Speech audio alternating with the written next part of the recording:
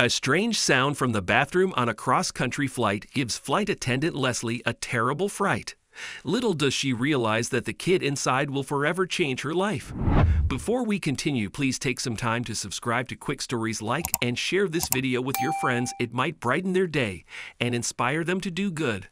Also keep watching because an important lesson awaits at the end of the video. Leslie rubbed her temple with one hand as she headed to her plane. She had a throbbing headache to remind her of the night she had spent partying at one of the hottest clubs in Atlanta. "Amy," Leslie called when she saw her fellow flight attendant. "Please tell me you have some headache pills."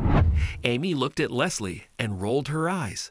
"Of course I do, but you should know better than to party the night before a cross-country flight." "What else am I supposed to do? Visit museums?"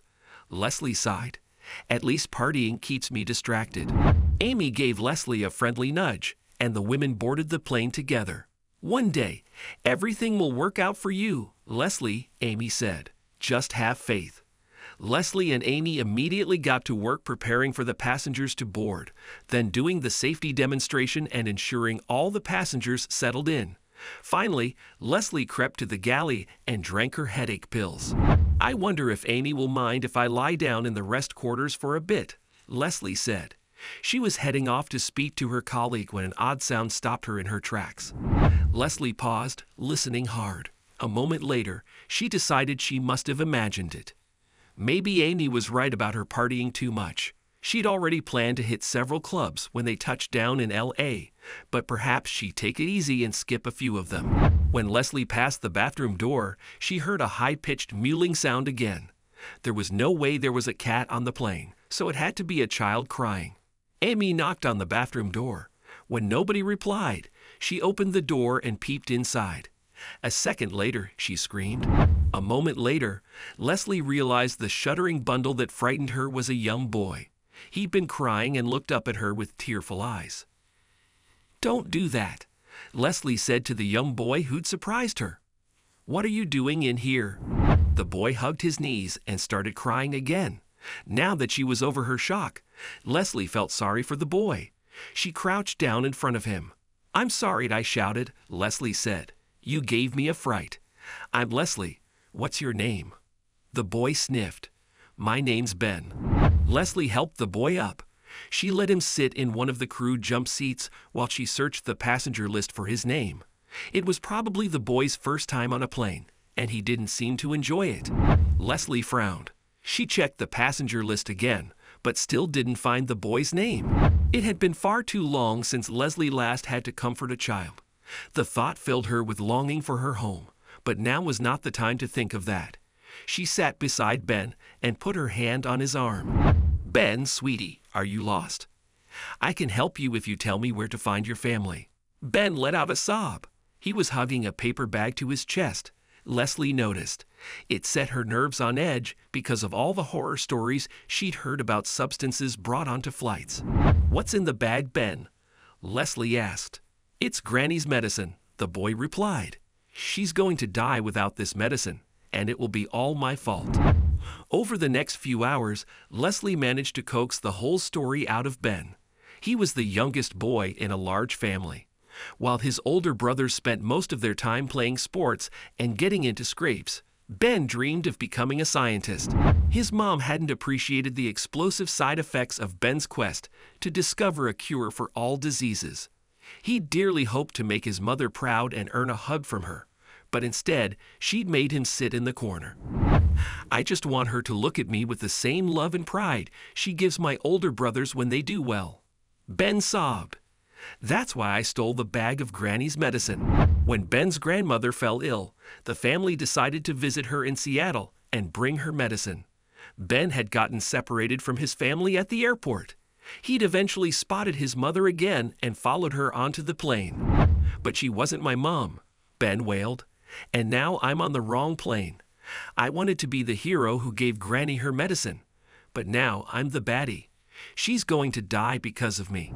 Leslie had alerted all the relevant authorities when the plane touched down in Los Angeles.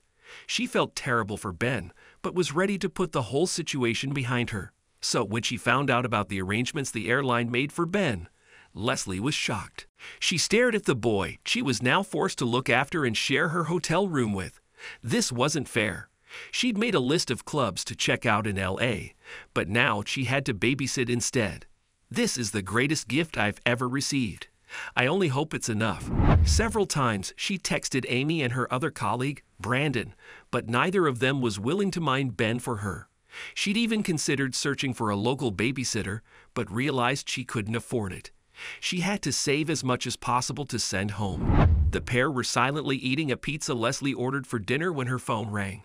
She answered it, and her stomach dropped when she heard what the caller said. "My baby is sick," Leslie asked. "What happened, Mom?" "Joe was doing well the last time we spoke. Have you taken him to a doctor?"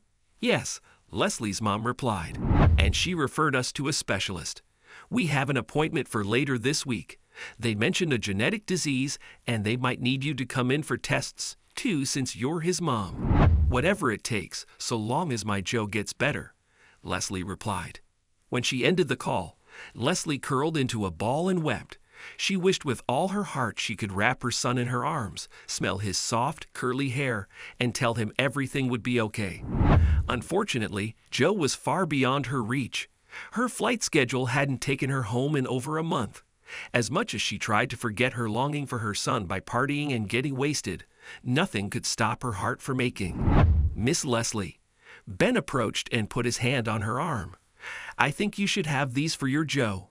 Leslie felt another wave of tears coming on as she looked at the bag of medicine Ben offered to her. "If I can't save my granny, at least I can help you," Ben said. "Take them for Joe so he can be healthy again." "I have a better idea." Leslie started typing on her phone. "I'm going to get you to your granny in Seattle, Ben.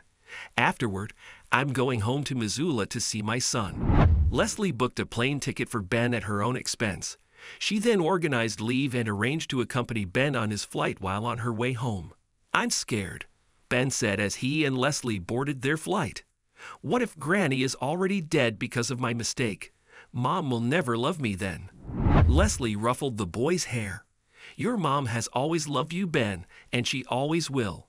That's what parents do. I'm sure she's been very worried and will be happy to see you safe."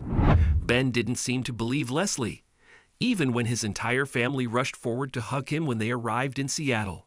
Leslie looked on as Ben's mom smothered him with kisses and swore never to ignore him again. Unfortunately, Leslie's reunion with her family was less cheerful. She was shocked to see how pale and thin Joe had become since she last saw him. He felt so fragile in her arms. Leslie stayed up late that night talking to her mom and going over the various tests the doctors had run on Joe. She felt overwhelmed, helpless, and incredibly guilty. When she finally retired for the evening, Leslie crept into Joe's room and curled up next to him. She buried her face in his soft, coconut-scented hair and promised him, herself, and God to do whatever it took to see her son healthy and happy again. As the days drew on, Joe's condition didn't improve. The specialist couldn't figure out what was wrong with the boy. In the meanwhile, he seemed to grow weaker every day. Leslie put in for extra days on her leave, but the airline wasn't very understanding. They refused to pay her for the time off, even though Joe was sick. After another week of caring for Joe and paying for doctor's visits, money was getting tight. Leslie's mom was on a pension and had always relied on Leslie to pay for Joe's needs while she cared for the child. Now, the women needed to figure out how to proceed. "Maybe I can get a job here," Leslie said. "Maybe something that pays better. It's worth looking at any rate." Leslie's mom shrugged. "If it comes to it, I can sell the house." Just then, there was a knock at the door that changed everything.